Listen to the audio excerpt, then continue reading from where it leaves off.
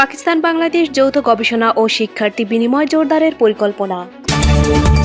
Tarique Rahman voter হননি, তবে আবেদন সাপেক্ষে ভোট দিতে পারবেন বলে মন্তব্য করলেন সিনিয়র সচিব আক্তার আহমেদ।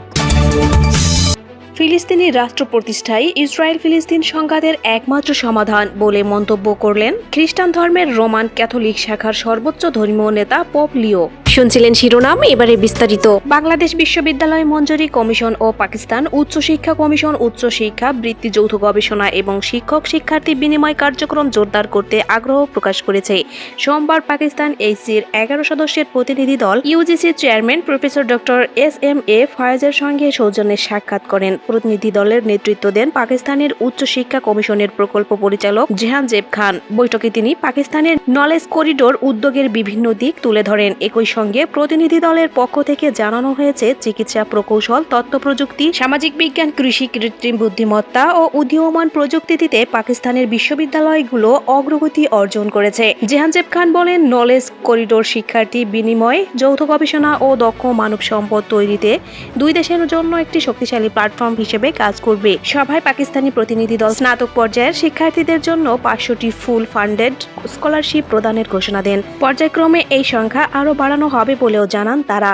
এ সময় ইউজিসি চেয়ারম্যান প্রফেসর ফায়েজ বলেন, বাংলাদেশ মানসম্মত উচ্চশিক্ষা নিশ্চিত করতে ইউজিসি ধারাবাহিকভাবে কাজ করছে। সে ধারাবাহিকতায় পাকিস্তানের উচ্চশিক্ষার উল্লেখযোগ্য সাফল্য শিক্ষার্থী বিনিময় ও গবেষণার ক্ষেত্রে নতুন সুযোগ তৈরি করতে সহায়ক হবে। তিনি আরও বলেন, নলেজ করিডোর উদ্যোগে বাংলাদেশ পাকিস্তান শিক্ষা সম্পর্ক আরও সুদৃঢ় করবে এবং তরুণ প্রজন্মের দক্ষতা উন্নয়ন ও আন্তর্জাতিক উচ্চশিক্ষার সুযোগ বাড়াবে গুরুত্বপূর্ণ ভূমিকা রাখবে। এছাড়া ঢাকা আঞ্চলিক উচ্চশিক্ষা সম্মেলন নলেজ করিডোর নিয়ে একটি সেশন পরিচালনা করা হয়।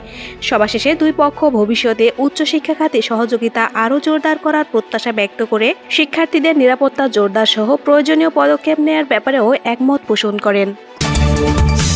নির্বাচন কমিশনের সিনিয়র সচিব আক্তার আহমেদ বলেছেন, তারেক রহমান এখনও ভোটার হননি, তবে আবেদন সাপেক্ষে ও কমিশন চাইলে তিনি আগামী সংসদ নির্বাচনে ভোট দিতে পারবেন এবং প্রার্থী হতে পারবেন।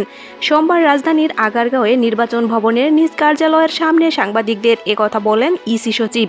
বিএনপির ভারপ্রাপ্ত চেয়ারম্যান তারেক রহমান ভোটার হয়েছেন কিনা সাংবাদিকদের এমন প্রশ্নের জবাবে সচিব বলেন, এটা আমার জানামতে না। এরপর জানতে চাওয়া হয় তিনি নির্বাচন করতে পারবেন কিনা। উত্তরে সচিব বলেন, করতে পারবেন যদি কমিশন সিদ্ধান্ত দেয়। কমিশন কিসের ভিত্তিতে সিদ্ধান্ত দেবে এমন প্রশ্নের উত্তরে সচিব বলেন, আইনে আছে। সুনির্দিষ্ট আইন জানতে চাইলে তিনি বলেন, আপনারা একটু ভোটার তালিকা নিবন্ধন আইনটা দেখে নিন, আমার মুখস্থ নেই। এদিকে ফিলিস্তিন রাষ্ট্রীয় রাষ্ট্র প্রতিষ্ঠা করায় কয়েক দশক ধরে চলা ইসরায়েল ফিলিস্তিন সংঘাতের একমাত্র সমাধান বলে মন্তব্য করেছেন খ্রিস্টান ধর্মের রোমান ক্যাথলিক শাখার সর্বোচ্চ ধর্মীয় নেতা পোপ লিও চতুর্দশ। রোববার তুরস্ক থেকে লেবানন যাওয়ার পথে বিমানে সাংবাদিকদের সঙ্গে আলাপকালে এই মন্তব্য করেছেন তিনি। স্বাধীন ফিলিস্তিন রাষ্ট্রের প্রতি ভ্যাটিকানের অবস্থান পুনরায় উল্লেখ করে তিনি বলেন, আমরা সবাই জানি এই মুহূর্তে ইসরায়েল এখনও সেই সমাধানটি মেনে নেয়নি, তবে আমরা এটিকেই একমাত্র সমাধান হিসেবে দেখি। ইতালীয় ভাষায় দেওয়া বক্তব্যে পোপ লিও বলেন, আমরা ইসরায়েলেরও বন্ধু এবং দুই পক্ষের মাঝে ন্যায়সঙ্গত সমাধানের জন্য আমরা মধ্যস্থতার ভূমিকা রাখার চেষ্টা করছি। ইসরায়েলের প্রধানমন্ত্রী বেঞ্জামিন নেতানিয়াহু বলেছেন, যুক্তরাষ্ট্র সহ নানা পক্ষ ফিলিস্তিন রাষ্ট্র প্রতিষ্ঠার পক্ষে মত দিলেও তিনি এর বিরোধিতা করেছেন। তুরস্ক সফর কেন্দ্র করে 8 মিনিটের এই সংক্ষিপ্ত সংবাদ সম্মেলন মূলত তুরস্ক ভ্রমণ নিয়েই ছিল। গত মে মাসে 140 কোটি সদস্যের ক্যাথলিক চার্চের প্রধান হিসেবে নির্বাচিত হওয়ার পর এটিই ছিল তার প্রথম বিদেশ সফর। পোপ বলেছেন, তুরস্কের তিনি প্রেসিডেন্ট তাইয়েব এরদোয়ানের সঙ্গে ইসরায়েল ফিলিস্তিন এবং রাশিয়া ইউক্রেন যুদ্ধ নিয়েও আলোচনা করেছেন। দুই যুদ্ধের সমাপ্তিতে তুরস্ক গুরুত্বপূর্ণ ভূমিকা রাখতে পারে বলেও মন্তব্য করেন তিনি। তুরস্ক সফরের সময় তিনি সতর্ক করে দিয়ে বলেছিলেন, বিশ্বের বিভিন্ন প্রান্তে একযোগে রক্তক্ষয়ী সংঘাত মানবজাতির ভবিষ্যৎকে বিপন্ন করে তুলেছে। ধর্মের নামে সহিংসতার নিন্দা জানান তিনি।